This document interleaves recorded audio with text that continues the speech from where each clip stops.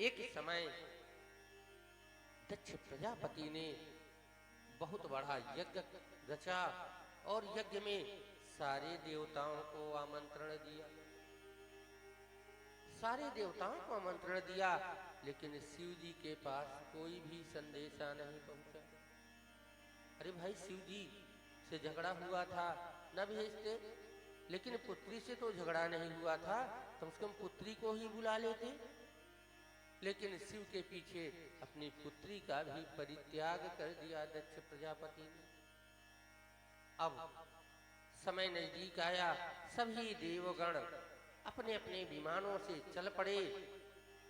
और एक आदत हुआ करती है लोगों की, अगर पड़ोसी का निमंत्रण ना हो ना किसी घर में, तो एक बार नहीं 4 बार जरूर पूछे, चलो भैया फला जगह निमंत्रण नहीं चलना, फला जगह निमंत्रण नहीं है क्या आपका, आप नहीं चलेंगे क्या?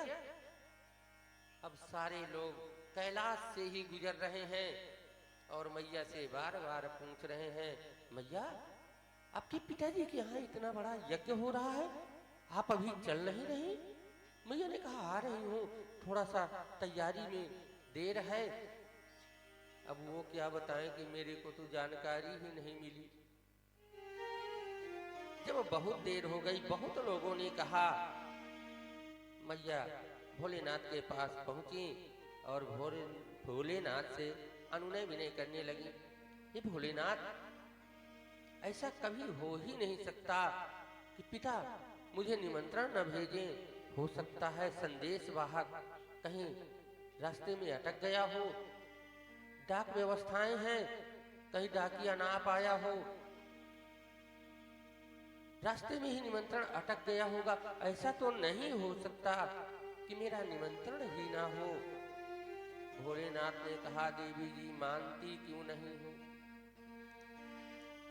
वो मुझसे वैमनस्यता रखते हैं और मेरे वैमनस्यता के कारण उन्होंने तुम्हारा भी परित्याग कर दिया है।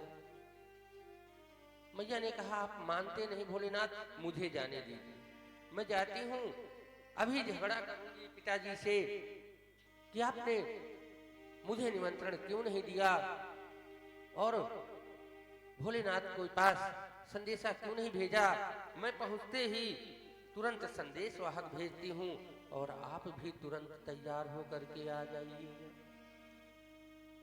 भोलेनाथ ने कहा, मान जाओ देवी जी, बिना बुलावे के कहीं भी जाना उचित नहीं होता, क्योंकि तुलसी बाबा ने भी कहा है कि आवत ही हर से नहीं, नैनन नहीं सहे तुलसी